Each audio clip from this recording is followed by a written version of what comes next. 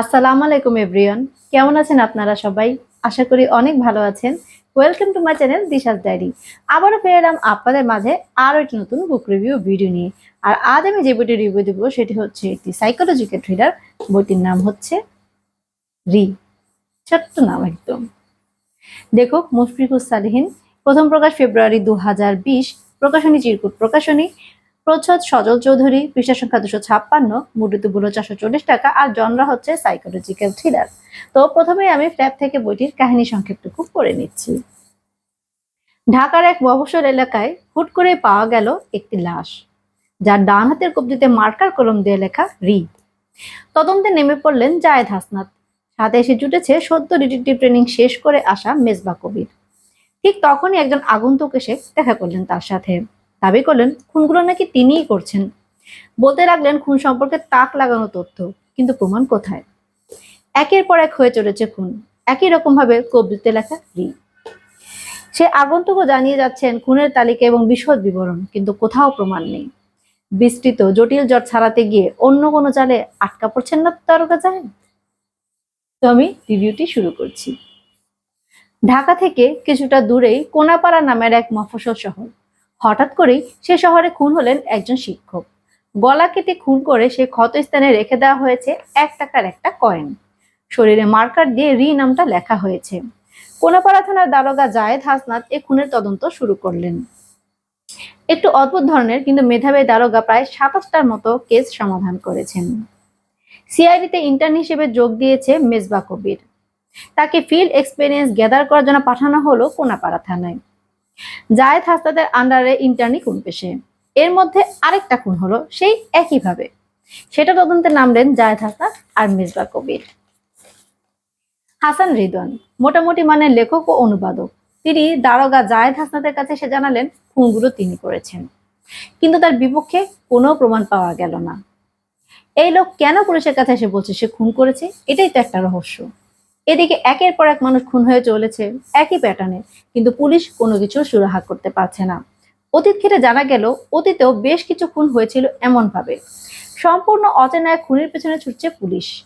এই সিরিয়াল কিলারে কি কোনো নির্দিষ্ট লক্ষ্য আছে, নাকি খুন করা শুধুই তার শখ? রি গল্পে দুইটা টাইমলাইন ছিল। টাইমলাইনে বর্তমান অতীতের ঘটনা নানা কাজের সংযোজন, সাথে ফ্ল্যাশব্যাক ও সাবপ্লটের ছড়াছড়ি ছিল। মানে এই জিনিসটাকে বলতে গেলে কিছুটা জগাখিচুড়ি টাইপ, কিন্তু লেখক গুছিয়ে লিখেছেন সবকিছু আর কি ঠিক মতোই উনি আসলে একসাথে আনতে পেরেছেন। তো উপন্যাসে অনেক জাম ছিল আর প্রচুর চরিত্র ছিল, যে কারণে পাঠক সহজে বুঝবেও না যে গল্পের শেষটা কেমন হবে। তো লেখক প্রথমে ধীরে সুস্থে শুরু করলেও কাহিনী যত এগিয়েছে ততই দ্রুতগতির হয়ে উঠেছে। অ্যাকচুয়ালি ক্যারেক্টার বেশি থাকলে সমস্যা হয় কি, যে আসলে কে খারাপ কাজটা করতে পারে বা কে কি করেছে বা শেষে গিয়ে আসলে কি হবে, কার দোষ বা কেন কি হয়েছে বা এই মানুষটার কি হবে বা ওই মানুষের সাথে কি হলো, এই জিনিসগুলো আসলে বোঝা কঠিন হয়ে যায়। তা আর এটাতে কিন্তু একটা মজাও আছে, কারণ শেষটা বোঝা মানে শেষটা যে কি হবে সেটা বুঝতে একটু সমস্যা হয়ে যায়। ওটা একটা মজাই লাগে যে আসলে কি হবে কি হবে, এরকম একটা চিন্তা থাকে মাথায়। তো প্লট বিল্ডিং ভালো ছিল গল্পের। লেখক চরিত্রগুলোর যাবতীয় কাজের বর্ণনা এবং পারিপার্শ্বিক পরিবেশের সাথে ঘটনাগুলো বিস্তারিতভাবে ফুটিয়ে তুলেছেন। স্টোরি টেলিংটা খুব ভালো ছিল, গল্পটা বাস্তবের মতোই মনে হয়েছে। লেখক এখানে যে সাইকোপ্যাথ ক্যারেক্টারটাকে দেখিয়েছেন, তার দার্শনিকতা অন্যকে বেশ ভালোভাবেই প্রভাবিত করে। তার দার্শনিকতাকে মানুষ এতটাই অনুপ্রাণিত হয়, যেটাকে ইংরেজি সহজ ভাষায় ব্রেইন ওয়াশ বলা হয়, ব্রেইন ওয়াশ। তো আর ব্রেইন ওয়াশ করে একটা মানুষকে দিয়ে কিন্তু অনেক ধরনের খারাপ বা অদ্ভুত কাজ করানো যায়।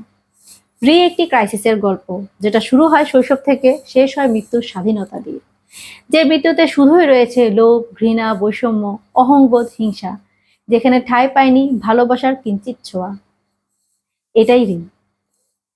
তো আসলে এই বইটা আমার কাছে মনে হয়েছে, আমি যেসব বই পড়েছি তার থেকে একটু অন্যরকম ছিল এই বইটা।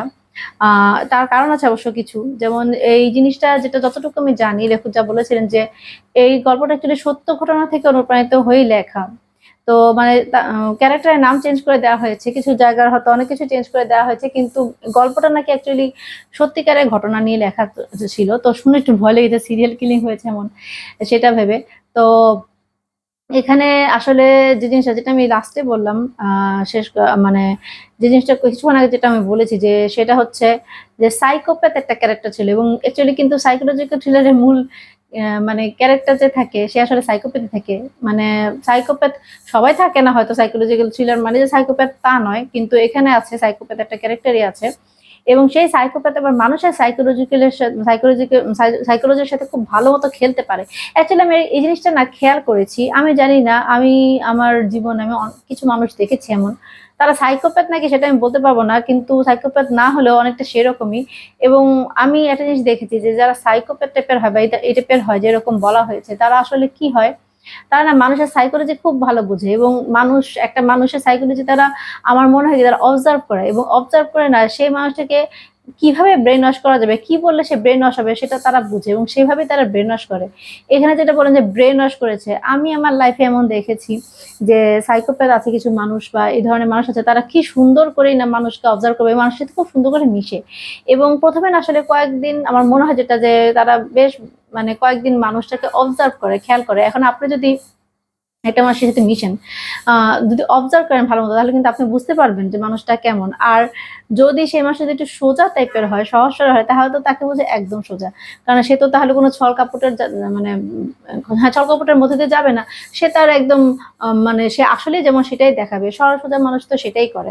তো এখানে হয় কি, যারা সাইকোপ্যাথ থাকে বা এই টাইপের যাদের মানে এরকম যারা আছে, সাইকোপ্যাথ না হলে যারা সাইকোপ্যাথের মতো আর কি, তারা করে কি, ওই সাইকোলজিটা বুঝে না সে মানুষটাকে সেভাবে পটায়। আর যারা যদি সহজ সরল হয় তাহলে তো একদম পটেই যাবে, সেটা তো মানে বেশি কষ্ট করা লাগবে না। আর যদি মানে অত সহজ সরল নাও হয় তারপরেও কিন্তু ব্রেন ওয়াশ সে করতে পারবে, কারণ তার দার্শনিকতাটা ছিল সেরকম। মানে আর আমার মনে হয় কি, এই ধরনের মানুষরা না অনেক ইন্টারেস্টিং হয় এবং তারা না খুব সুন্দর করে গুছিয়ে কথা বলতে পারে, এত সুন্দর কথা বলবে আপনার সাথে যে আপনি ব্রেন ওয়াশ অটোমেটিক হয়ে যাবেন।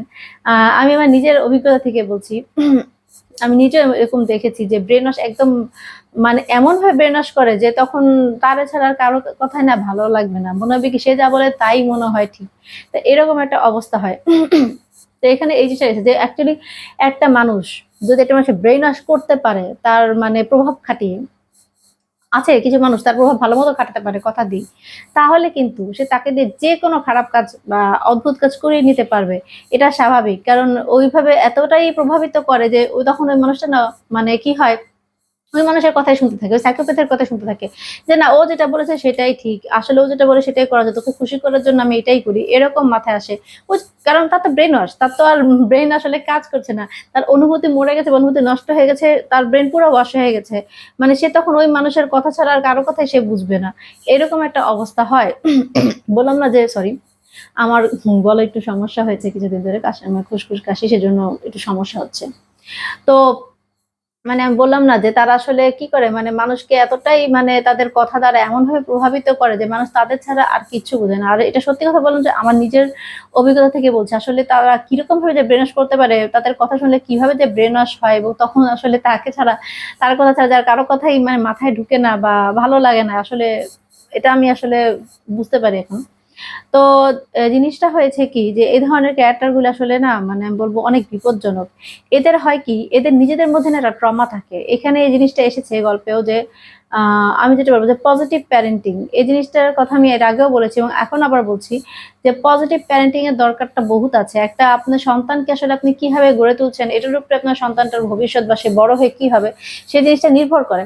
তো অনেকে বলে যে বাচ্চা এখন কি বুঝবে, আরে না ভাই, বাচ্চা বয়সী সব মানুষ মানে সবকিছু শিখে এবং বাচ্চারাই কিন্তু সহজে অনেক কিছু ক্যাপচার করতে পারে এবং অনেক কিছু তারা শিখতে পারে যেটা বড়রা পারে না। কারণ বড়রা তারা নিজেদের একটা প্যাটার্ন চলে অভ্যস্ত হয়ে যায়, বাচ্চারা তো শিখে, তো বাচ্চাদেরকেই তো শিখাবেন। তো এখন যেটা হয়েছে যে পজিটিভ প্যারেন্টিং যদি আপনি না করেন, যদি আপনার সন্তানকে ছোটবেলায় কোনো ট্রমার মধ্যে যেতে হয়, যদি সে স্বাভাবিক পরিবেশ না পায়, মানে যে স্বাভাবিক পরিমাণ মানুষ বড় হয়ে ওঠে অন্যরকম একটা পরিবেশে থাকে, যদি একটু মানে যেরকম আসলে তার হওয়া যায় স্বাভাবিক মানুষের জীবন যেমন হয় সেরকম না হলে কিন্তু তার উপর সেটা প্রভাব পড়তে পারে এবং সে কিন্তু অন্যরকম হয়ে যেতে পারে, অদ্ভুত হয়ে যেতে পারে, যেটা ওয়ান কাইন্ড যেটা বললাম সাইকোপ্যাথ। আমি দেখেছি যেসব মানুষের ছোটকাল ভালো না, ছোটকাল ট্রমাটায় মানে ছোটকাল ট্রমার মতো কোনো ঘটনা ঘটেছে বা খারাপ কিছু হয়েছে, তাদের বেশিরভাগ মানুষের মধ্যেই না এরকম সমস্যা আছে। তারা সাইকোপ্যাথ টাইপেরই হয় এবং আমি দেখলাম যে তারা না মানুষকে ব্রেন ওয়াশ করতে পারে। আমার মনে হয় কি তাদের নিজেদের যে দুঃখ আছে বা যাদের ট্রমা বা যেটা সে করতে পারেনি সেটার বশবর্তী হয়ে সেটার কারণে রাগ করেই না কি বিরক্ত হয়ে এগুলি করে নাকি আমি জানি না, তাদের সাইকোলজি আসলে তারাই বুঝবে, তাদের সাইকোলজি বোঝা আমার কমবো না। হ্যাঁ, বা এটা কোনো সাইকিয়াট্রিস্ট বলতে পারবে। তো আর সবচেয়ে বড় কথা, যারা ভালোভাবে এবার বড় হয়েছে, ভালো পরিবেশ পেয়েছে, একটা পজিটিভ পরিবেশে ছিল, তারা কিন্তু আবার এরকম হয় না। মানে আমি দেখেছি জিনিসটা, যখনই আমি দেখেছি এরকম কোনো ক্যারেক্টার, আমি চেষ্টা করেছি যে তার আসলে তার ব্যাকগ্রাউন্ডটা কি, সে কিরকম পরিবেশ থেকে এসেছে বা তার অতীত কি ছিল। ওই জিনিসটা যখন আমি জানতে পেরেছি না, তখন আমি আসলে দেখলাম যে বইতেও লেখে এটা, এবং আমি বাস্তবেও দেখলাম যে এই জিনিসটাই হয়। তার অতীতে বা ছোটকালে কোনো একটা এমন কিছু ছিল, তার শৈশব থেকে সে এমন একটা জিনিস দেখে বড় হয়েছে বা এমন একটা পরিবেশে বড় হয়েছে, যেটার এফেক্ট তার মাথায় খুব খারাপ ভাবে পড়েছে, এবং যেই কারণে সে সাইকোপ্যাথ হয়ে গেছে। এবং এরা নিজেরা সাইকোপ্যাথ তো হয়, এবং নিজেরা বিপজ্জনক, এবং এরা মানুষের জন্য বিপজ্জনক। কারণ মানুষের ব্রেন ওয়াশ যেহেতু করতে পারে, ব্রেন ওয়াশ করে দিয়ে সে যেটা বলে সেটাই মানুষ করে, তাই তো অবশ্যই বিপজ্জনক। এখানে যে খুনগুলি হয়েছে, এটাও কিন্তু one kind of brain wash হয়েই মানুষ খুনগুলি করেছে। গল্পটা আসলে আমি মানে তো স্পয়লারের জন্য কিছু বলছি না, কিন্তু এই গল্পটা আসলে অনেক ইন্টারেস্টিং। আমি তো বললামই, মানে খুন যে করেছে, বললাম না যে ব্রেন ওয়াশ করে। মানে আমি জাস্ট এতটুকুই বললাম যে আপনারা যারা পড়েছেন তারা তো জানেন, যারা পড়বেন তারা বুঝবেন। কারণ গল্পটা আসলে অনেক আগেরই। আমি এর আগে অনেক রিভিউ দেখছিলাম এই বইটার, তো আমি তখন থেকে ভেবেছিলাম বইটা পড়াতে দেবো। আমার কাছে আসলে ভালো লেগেছে। কারণ আমি বলবো এটা অন্যরকম সাইকোলজিক্যাল থ্রিলার, যে মানে এমনিতে তো দেখা যায় যে খুন করে বা খুনের মোটিভ থাকে, বা সিরিয়াল কিলিং যাই করে না কেন, হ্যাঁ, বা কেউ করে, কিন্তু ভাই আমি খুন করছি না, হ্যাঁ, কিন্তু আমি মানুষের ব্রেন ওয়াশ করছি, এবং মানুষের ব্রেন ওয়াশ এমন ভাবে করছি যে সে, আমি যেটা ঠিক মনে করছি বা আমি যেটা করতে বলছি, সে সেটাই করছে। এটা কিন্তু আসলেই অনেক ইন্টারেস্টিং, এবং এই জিনিসটা আসলে কিন্তু হয়। এই ধরনের ঘটনা নিয়ে কিন্তু অতটা মানে বই হয়তো অতটা এরকম কাহিনী আসলে আমি বই একটু কম পড়েছি, যে ব্রেন ওয়াশ কারো করে, মানে তারপর তাকে দিয়ে তার কার্যসিদ্ধি করে, আছে পড়ে, এমন এমন আছে পড়েছি। কিন্তু এটাই বললাম যে এরকম একটা জিনিস নিয়ে না, যে একটা টপিক নিয়ে যে মানে লেখক যে লিখেছেন, এটা আমার কাছে খুব ভালো লেগেছে। কারণ এটা কিন্তু একটা ইম্পর্টেন্ট জিনিস। আমি যদি বলি যে আজকের এই বইটা থেকে লেসন কি ছিল, ওই যে আমি বললাম না, পজিটিভ প্যারেন্টিং।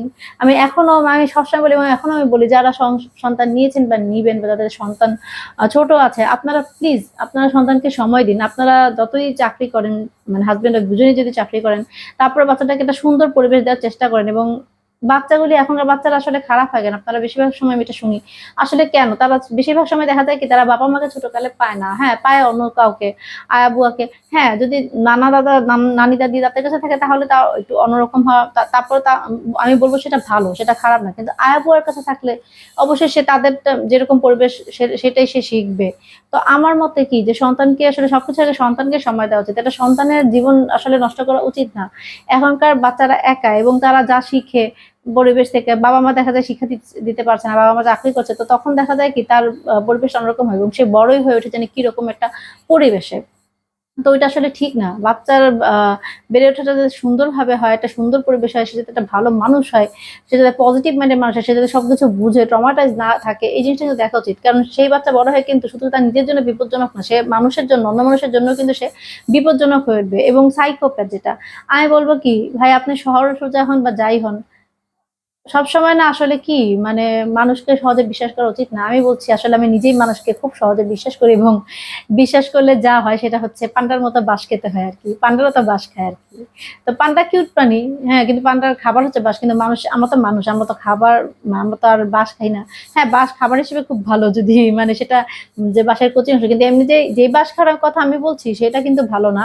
আপনি যদি বেশি সহজ হন, এবং যদি মানুষকে সহজে বিশ্বাস করেন, তাহলে কিন্তু বাঁশ খাবেনই।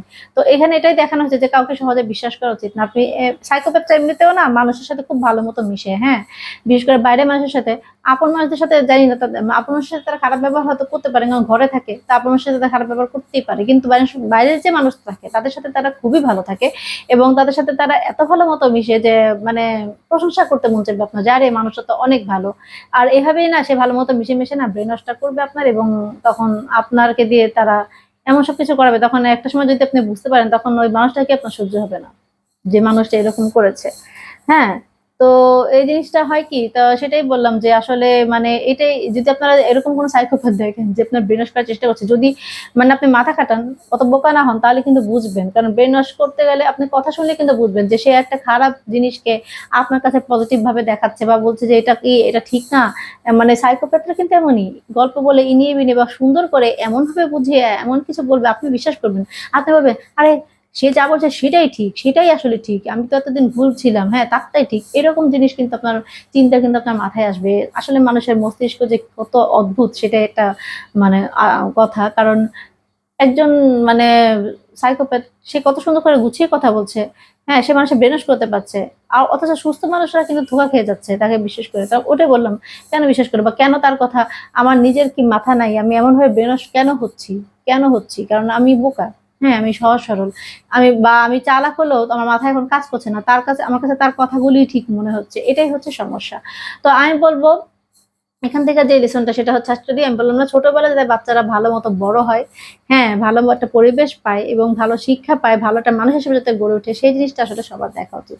যদি আপনি একটা মানুষকে আপনি যদি তার মানে শৈশবটা সুন্দর দিতে পারেন, তাহলে কিন্তু তার ভবিষ্যৎ জীবনে সুন্দর হবে এবং সে অন্য মানুষের জন্য বিপজ্জনক না হয়ে অন্য মানুষের জন্য ভালোই হবে। এটাই আসলে ছিল এই বইটার মূল জিনিস। এবং একটা সাইকোপ্যাথ যে কিরকম সমস্যা করতে পারে বা দুনিয়া মানে পৃথিবীতে যে কত ধরনের সাইকোপ্যাথ আছে না ভাই, আমরা আসলে বললাম না ভালো মানুষ আসলে অনেকেই আছে সাইকোপ্যাথ, আপনি বুঝবেন না, কেউ কম কেউ বেশি। তো যারা কম থাকে তাদেরটা হঠাৎ করে বোঝাও যায় না, মাঝে মাঝে সেটা বোঝা যায়। বা মানুষের মস্তিষ্ক মানুষকে দিয়ে কি করে বা মানুষের মাথায় কখন কি চিন্তা আসে, আসলে এই বইটাতে না এই জিনিসগুলি না লেখা খুব সুন্দরভাবে তুলে ধরেছেন।